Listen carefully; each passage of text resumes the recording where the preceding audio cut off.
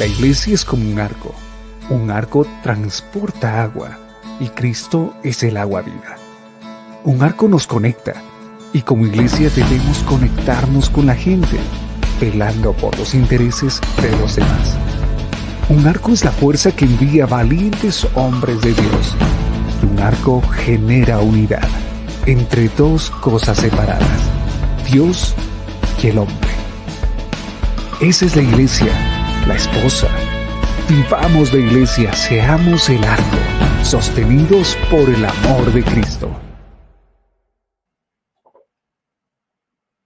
Una nueva mañana para poder compartir con ustedes la palabra de Dios en un tema que sin duda genera siempre mucha expectativa. Desde ya agradecerles y decirles muy buenos días, bienvenidos a una nueva edición de la Biblia Tiene la Respuesta, levantando la señal en directo desde Cuenca para todo el mundo. Gracias también para quienes nos escuchan a través de frecuencia modulada 96.9. Somos familia en Cuenca, Azuay, Azogues y sus alrededores. Desde ya te invito para que compartas. Dale clic allí en compartir y podemos llevar la palabra de Dios y sobre todo un mensaje que es tan importante y que lo tiene preparado hoy Jonathan Guido. Todavía no quiero decir el tema, primero voy a saludarlo. Jonathan, ¿cómo estás? ¿Cómo están todos? Un gusto estar aquí y emocionado, como siempre, para hablar de la palabra de Dios. Y como con frío, al menos yo, no sé tú, Sí. todavía estás en camisa, pero yo estoy aquí todavía medio abrigado. Acá en la cabina hace frío. No, sí está frío, Cuenca. Siempre decimos eso, ¿no? Creo que todos los años, cuando llega junio, julio, agosto, es como, esto nunca ha sido así. Está más frío que nunca. Creo que sí es uno de los años más fríos y está adelantado porque el frío lo hemos sentido desde junio. Pero mientras vamos conversando, le invito a usted a que se vaya tomando una tacita de café, un té, un chocolatito que nos acompañe desde ya, porque hay un tema, Jonathan, que sin duda dentro de los cristianos o dentro de la propia iglesia llama mucho la atención y necesitamos explicaciones. Apóstoles y profetas, ¿existen actualmente? La Biblia, ¿cómo habla de ellos? ¿Cómo se los puede identificar? ¿Se trata de llenar requisitos, Jonathan? Buenos días, aquí empezamos. Ya. Entonces, yo quiero hablar de estos dos, no sé si llamarlos títulos o yo diría dones del ministerio quíntuple, que si quieren acompañarme, ya vayan directamente a Efesios 4, más o menos en el versículo 11 es donde habla de esto, ¿no? Y vamos a leer eso y sacar la información principal de ahí. Pero también quiero hablar de...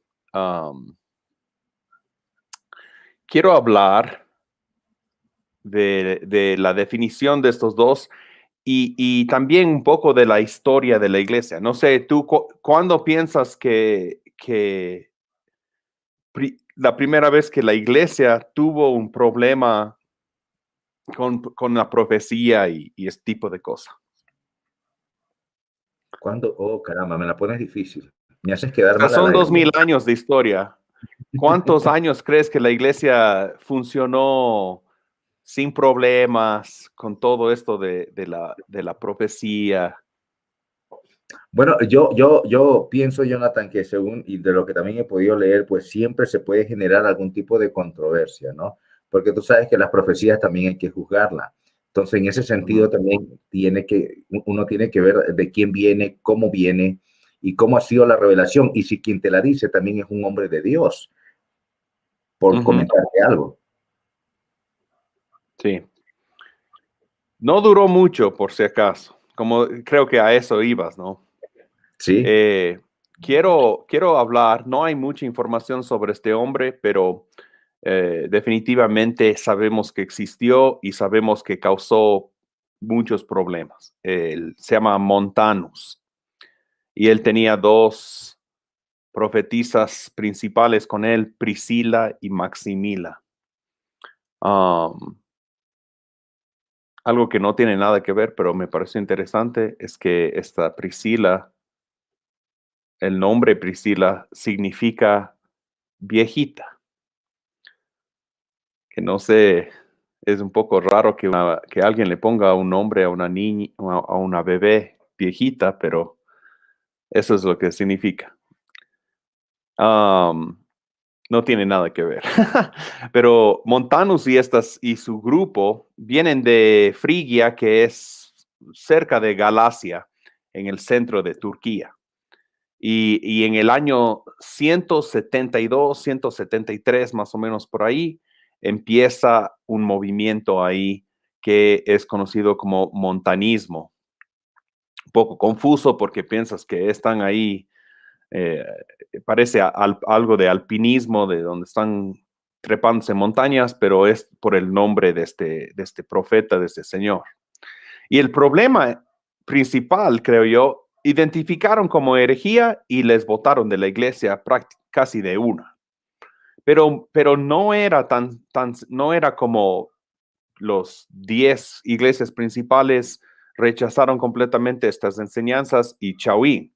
El problema era que era de medio dividido. Yo creo que como siempre debería de ser, eran hermanos en Cristo. Entonces no era tan sencillo como decir herejes fuera de la iglesia. Realmente estaban preocupados. Y algunos decían, no, conocemos a nuestros hermanos de Frigia. No vamos a así de fácil votarles de la iglesia.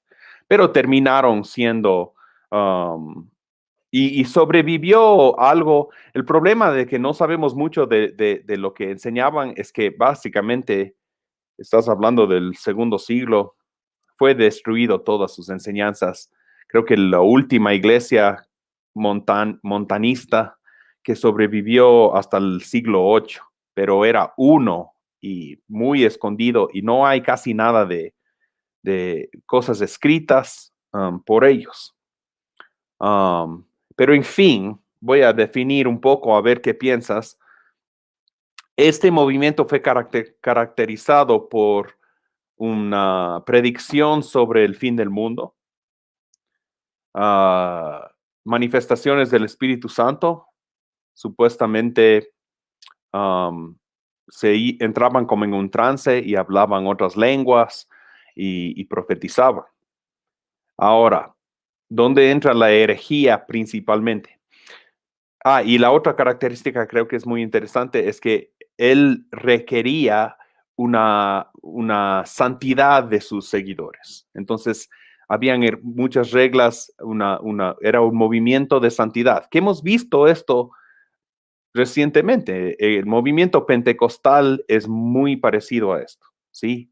Manifestaciones del Espíritu Santo, un llamado a ser más santo y muchas veces conectan la santidad con el don. Si mientras más sigues a Cristo y puedes santificar tu vida, pues más apto para recibir dones. Que no es bíblico, pero va acompañado muchas veces esto. Y yo creo que naturalmente al acercarnos a Dios vamos a querer agradarle, vamos a querer seguir sus mandamientos, ¿no? Pero no es un requisito, no es como Dios da más dones a los que lo merecen de alguna manera. En fin, el problema y la herejía viene aquí. La revelación profética nueva que decían este grupo tenía la misma o inclusive más autoridad que la Biblia. Y esto no debían y no pudieron y no aceptaron. Y por eso fue condenado como herejía. Porque la revelación nueva, yo recibí una palabra de Dios hoy y eso es directo del creador del universo. Entonces nadie debe negarlo, nadie debe cuestionarlo. Es una profecía de Dios. Y ellos compartían así. Entonces el resto de la iglesia realmente dijo, no, la Biblia escrita tiene autoridad, es autoritario. Y si alguien recibe algo, aunque sea un ángel, da otro evangelio que no sea esto. Pablo dice, aún nosotros mismos, si regresamos y cambiamos el evangelio, debe ser considerado como herejía, ¿sí? Como algo que no viene de Dios. Entonces, creo que eso es esencial. Entonces, súper interesante este grupo y realmente creo que ha afectado la iglesia grandemente, porque desde ahí creo que tú no ves en la iglesia, aún antes de que fue, digamos, la separación de la iglesia ortodoxa y católica, aún antes de eso y obviamente después, no hay una posición de profeta, ni de apóstol, ¿no? En las iglesias. Entonces, yo creo que esto realmente causó un daño a la iglesia porque en cuanto a esos dos dones, realmente creo que la iglesia tuvo como un respeto, un temor quizás de que las cosas salgan de las manos y realmente cause daño en cuanto a la doctrina sana y en cuanto a esas cosas. Obviamente predijeron el fin del mundo y se equivocaron y vemos eso a menudo en grupos pequeños, en líderes que piensan que han recibido pues una señal del fin del mundo y que va a ser esta fecha. Esa es una forma fácil de saber que alguien está realmente saliéndose de lo que deben hacer en cuanto a lo profético, en mi opinión. Y bueno, es fácil, solo espera hasta el día que ellos dijeron que va a terminar el mundo y no termina el mundo. Ok. Sí, Jonathan, ahora, cuando estamos hablando de profecía, nos estamos refiriendo a profetas y yo quiero entender también que hay una revelación por parte de algo que Dios quiere que se dé a conocer. Cuando estamos en la presencia de Dios, en un momento de intimidad, en una oración, hay revelaciones para sus hijos, pero no necesariamente son profetas. ¿Cómo vamos haciendo diferencias? ¿O tú crees que incluso hablar de profetas, como hablábamos en la previa antes de salir al aire, es incómodo? sí. Ahora, ¿por qué decir a alguien apóstol o profeta es incómodo? Y yo creo que debemos hacer una diferencia en estos dos títulos. Los apóstoles son considerados como los 12 discípulos de Cristo, ¿no? Los apóstoles. Pablo fue considerado un apóstol porque él tuvo una interacción bastante fuerte directamente con Jesucristo, ¿no? En el camino ahí, cuando fue cegado y pues fue de perseguir a cristianos y matarlos a ser uno de los, o el misionero más grande del inicio de la iglesia, que escribió tantas cartas, que escribió el libro la carta que estamos leyendo hoy, que es en Efesios, ¿no? Entonces, si alguien tiene dones apostólicos, ¿sí? Compararlo a uno de los apóstoles hay una distinción bastante grande ahí. Hay los apóstoles, ¿sí? Y hay un apóstol o alguien que se mueve en lo apostólico, ¿no? Y esa distinción es súper importante. Y creo que eso es lo que incomoda, ¿no? A mí me incomoda referir a alguien como apóstol o si alguien me dijera a mí apóstol, yo diría, ¿qué está diciendo? Ahora, es interesante, ¿no? Porque discípulo no es la gran cosa. Sabemos que hay discípulos. Todos debemos ser discípulos. Y nadie, cuando uno dice Luis Enrique, discípulo de Cristo, significa seguidor, ¿no? Entonces, es como, claro que soy un discípulo de Cristo. No soy uno de los 12 discípulos, pero soy un discípulo. Igual con lo apostólico. La profecía es igual. Hay profetas del Antiguo Testamento que Dios utilizaba hasta Juan el Bautista, ¿no? Y yo creo que Juan el Bautista, era el final de ese tipo de profeta, que si se equivocaban, les mataban, apedreaban a un falso profeta. Y la forma que sabían que era falso es que se equivocaba. No se cumplió lo que dijo, chauín. Y hasta cuando se cumplía, a veces les mataban a los pobres profetas. Pero es muy distinto un profeta como Samuel, como Elías, como Isaías, tantos profetas que vemos en el Antiguo Testamento. Ahí yo diría dos cosas. Uno es que no habían un montón de profetas. Habían algunos, sí, no habían más de uno muchas veces, pero había uno principal, era un hombre para una situación específica, para traer lo que Dios quería para el pueblo de Dios en ese momento. Um, y, y había una expectativa muy alta de esa persona y era algo que hasta fue escrito, ¿no? Y fue parte de lo que conocemos como el Antiguo Testamento. Entonces, no hay profetas como esas. Ahora, ¿qué es el rol principal de esas profetas? Profetizar en la venida del Mesías. Profetizar de alguna manera u otra que Dios está utilizando el pueblo santo de Israel para que en algún momento en el futuro nazca el Hijo de Dios entre ellos, el Mesías Jesucristo. Eso es la profecía. Por eso, hasta Juan el Bautista, ¿qué estaba haciendo? Preparando el camino para el Mesías. Ahora, nadie va a hacer eso hoy en día porque ya vino Jesús. Entonces, lo profético de hoy, post Jesucristo, va a apuntar hacia atrás, más bien en que Jesús murió por nuestros pecados. Todo es cristocéntrico. ¿Qué es lo que Cristo está haciendo hoy para nosotros? Y también qué hará Cristo en el futuro. Y yo eliminando, porque la Biblia dice, nadie sabe ni el día ni la hora. Entonces no va a darnos una palabra profética mostrándonos el día y la hora de su segundo regreso. Pero también el Nuevo Testamento está lleno de instrucciones sobre lo profético.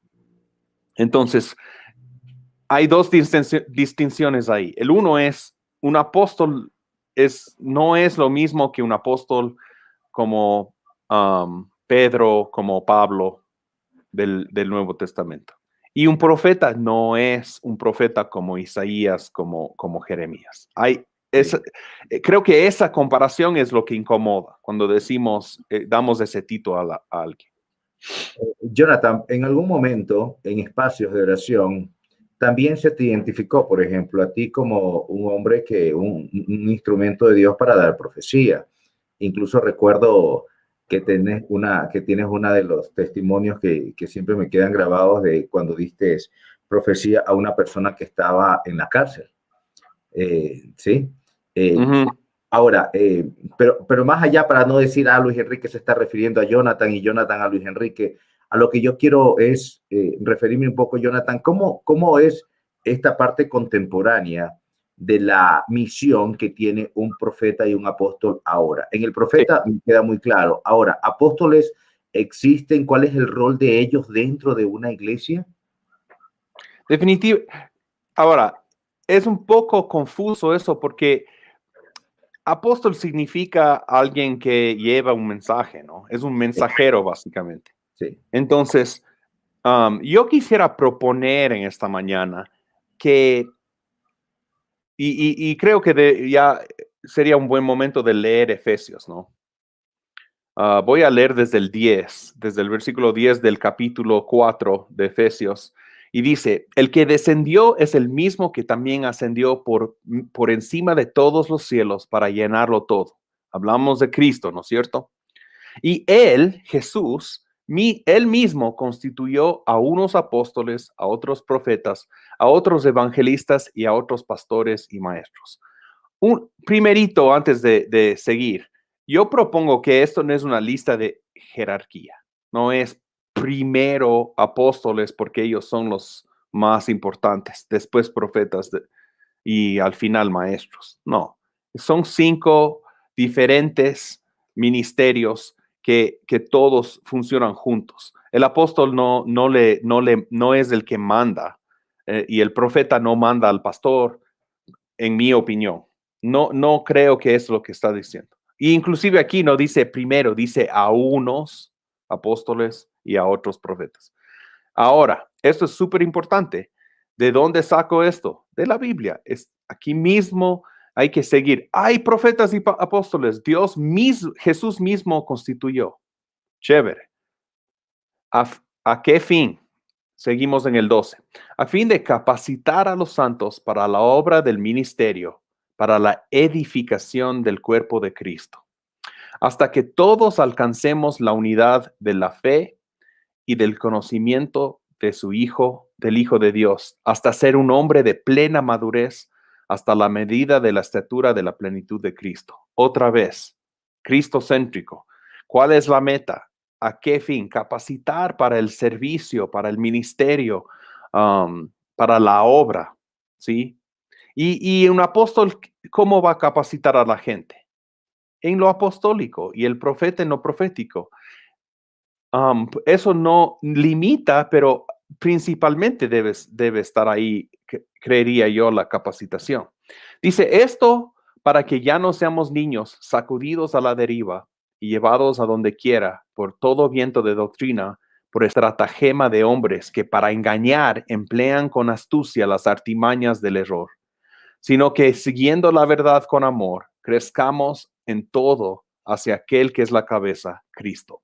Entonces, ¿por qué Jesús constituye el ministerio quíntuple?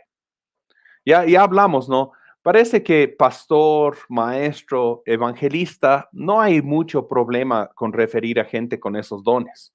Es sencillo. Si alguien es bueno para enseñar, es un maestro, ¿no? Tal vez no es un maestro constituido por Cristo para la iglesia, pero todos enseñan, ¿no es cierto? Mujeres enseñan, hombres enseñan, jóvenes enseñan, todos enseñan. No tenemos problema con eso. Igual con el pastoreo. Respetamos al pastor, apreciamos los pastores, pero cualquier persona puede cumplir con los requisitos de Timoteo, de la carta de Timoteo, y estudiar, ir a un seminario y se gradúa y es pastor. Igual un evangelista. Si tú compartes el evangelio, eres evangelista. Tal vez unos enfrente de millones de personas o por tele y otras personas con una persona a la vez en lo público, pero podemos reconocer eso sencillamente y ya. Estás evangelizando, eres parte del don evangelista.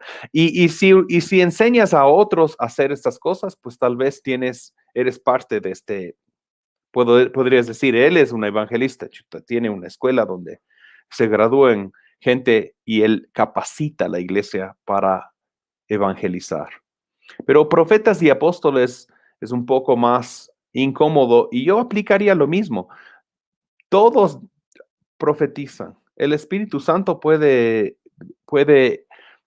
caer sobre cualquiera de nosotros en cualquier momento y darnos una palabra profética.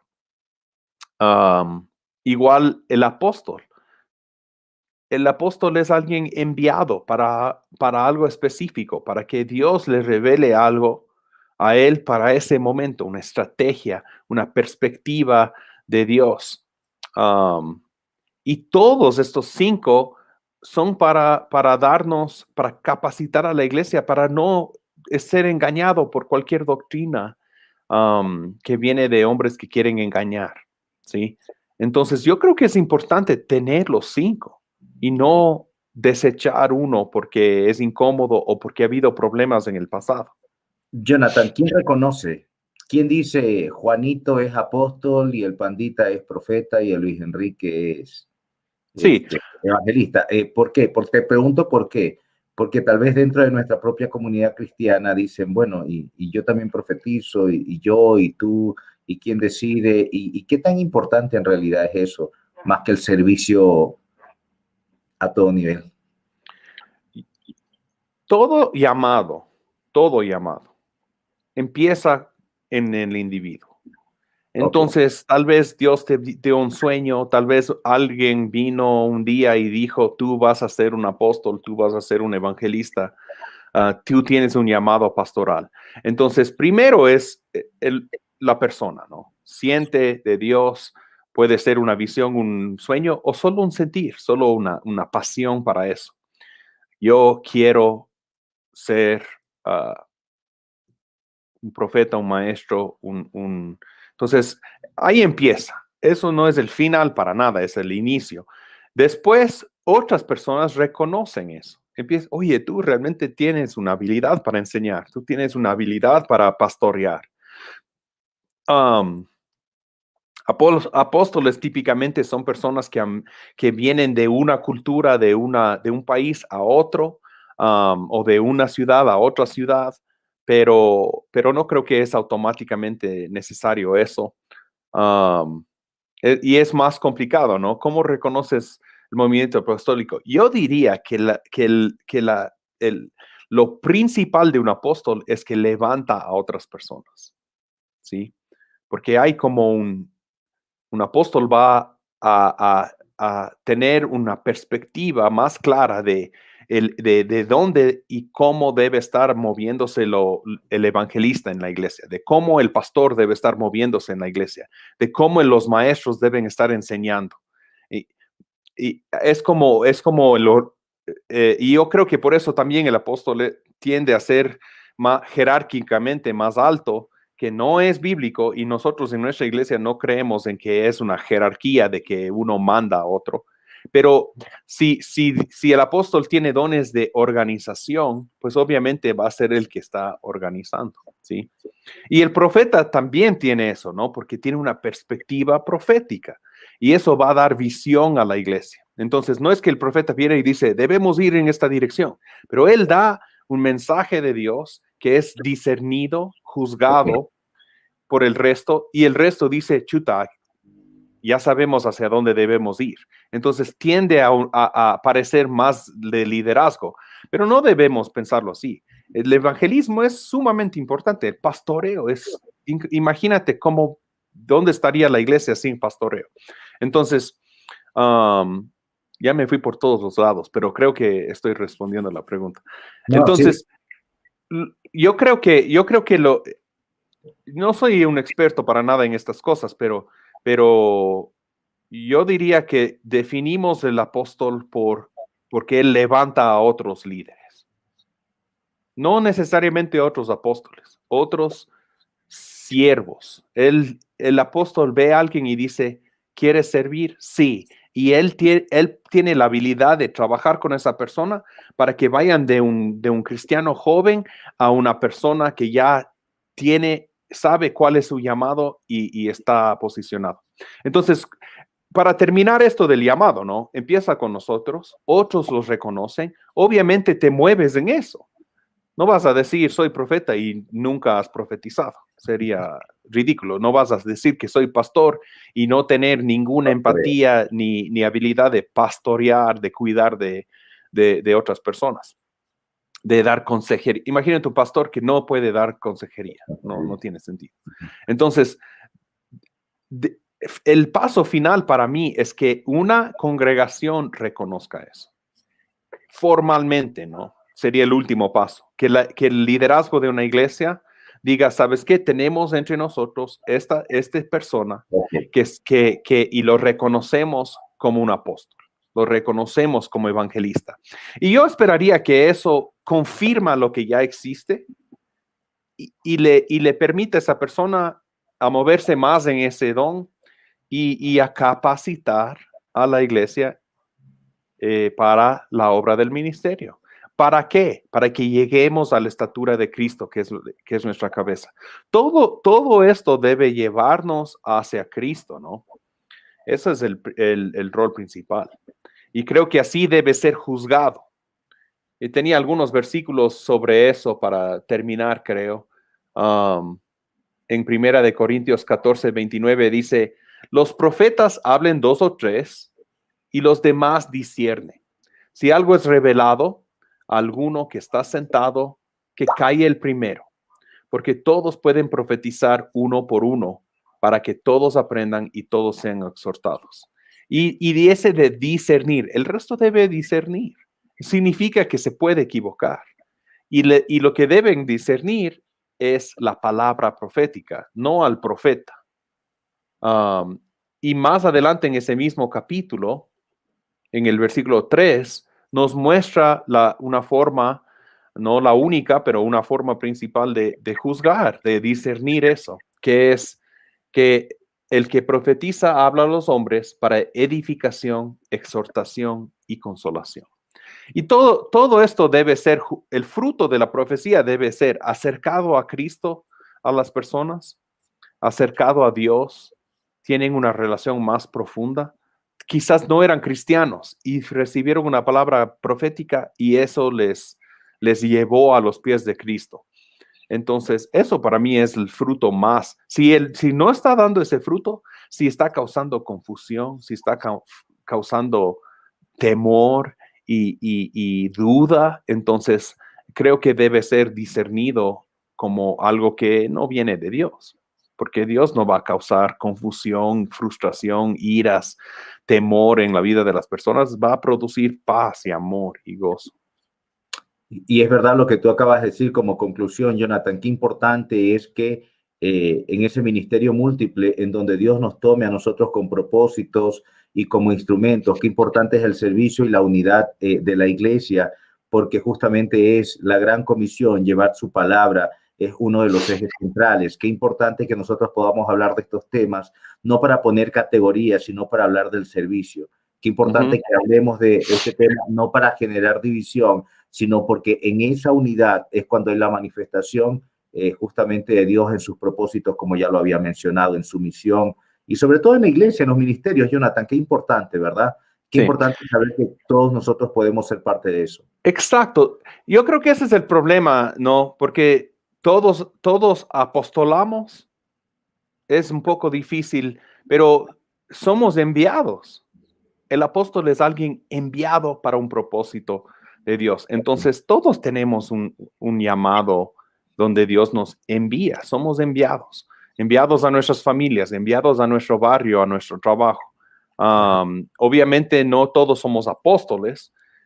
Igual, no todos somos profetas, pero todos profetizamos. Todos tenemos el Espíritu Santo que nos da los dones de palabras de conocimiento, de palabras de sabiduría.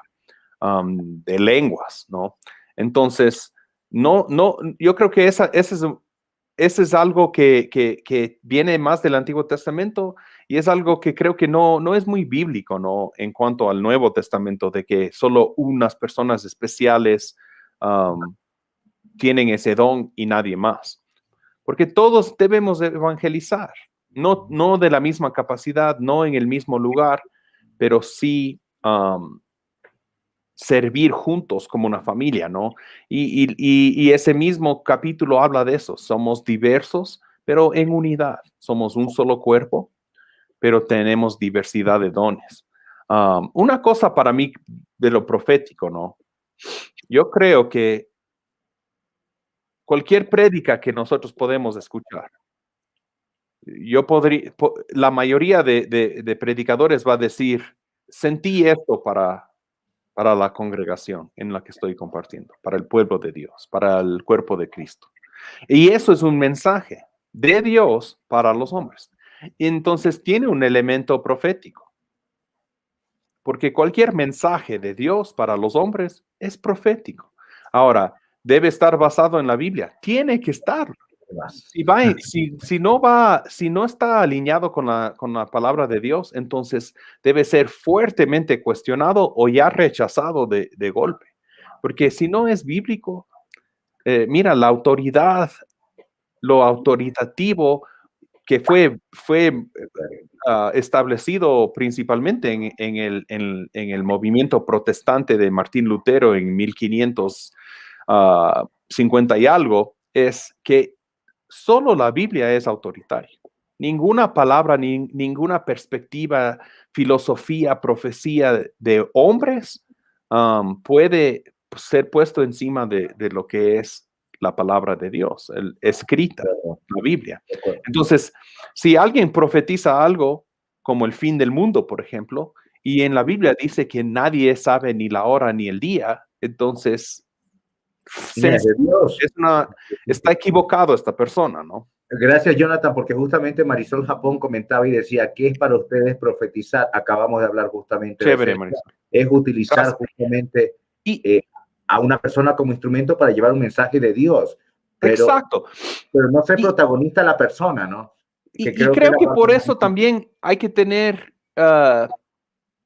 sabiduría y hay que hacer esto de una manera normal. O sea, no, la persona, los ojos no deben irse para atrás y levitarse y cambiar de voz y decir, yo soy tu Dios, escúchame. No, no, es algo tan, mira, Dios está filtrando a través de una persona. Entonces, su imaginación, su perspectiva, su experiencia de vida, en mi caso, va a ser,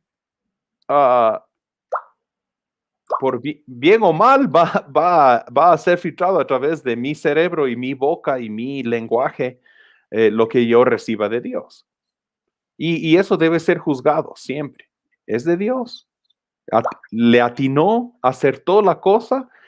¿Y cómo sabemos que acertó? Porque edificó, porque exhortó, porque llevó a la persona y lo acercó a Dios. Y dio fruto bueno, trajo amor, gozo, paz, esperanza a la vida de esa persona. Chévere. Y la persona puede decir, no tuvo sentido esa palabra para mí. O puede decir, chuta, qué chévere, realmente confirmó cosas que yo mismo estaba sintiendo, gracias. Entonces, es para la obra, es para la iglesia, para llegar a más a la estatura de Cristo, ¿no? Que es nuestra cabeza. Entonces, puede ser una visión, puede ser un sueño, en fin, eso puede ser el siguiente tema que hablamos de qué es una palabra profética, qué es lo profético, porque ahí sí, no soy experto tampoco, pero sí he dado algunas charlas en eso, entonces me gustaría ampliar eso la próxima, de aquí a 2 semanas. Claro que sí, Jonathan. Tomo esa sugerencia y yo creo que va de la mano. Y creo que son temas, Jonathan, que importantes para poder ir sacando a veces ciertos cucos o historias que están envueltos con respecto a instrumentos que somos de Dios. Yo me quiero quedar para despedirme, Jonathan, y con todos ustedes, un comentario de Laurita Paltán. Dice, lo más importante es el servicio antes de llegar a tener títulos. Somos llamados a enseñar lo que Dios, por su misericordia, nos ha revelado. ¿Quién es Jonathan? Laura, tú, Juan, Roberto, todos aquellos que ya hemos recibido justamente Dios esa revelación para llevar esa gran comisión. Por temas de tiempo, me gustaría seguir hablando, Jonathan, en esta parte final tenemos 30 segundos para despedirnos. Sí, yo estoy completamente de acuerdo con Laura y el título es lo último, o sea, la cosa es, tienes dones, usa esos dones. Si tienes don profecía, profetiza. Si tienes el don de enseñar, enseña. Ese reconocimiento, lo más importante es que Dios te reconozca y que Dios esté ungiéndote para lo que tú estás haciendo en el servicio de Dios. El título vendrá cuando venga o nunca vendrá, pero no va a afectar eso. Y creo que nosotros cuando ordenamos ancianos, decimos eso, reconocemos ancianos, no asignamos o ponemos el título ahí. Esa persona ya era anciano, estaba sirviendo, pastoreando,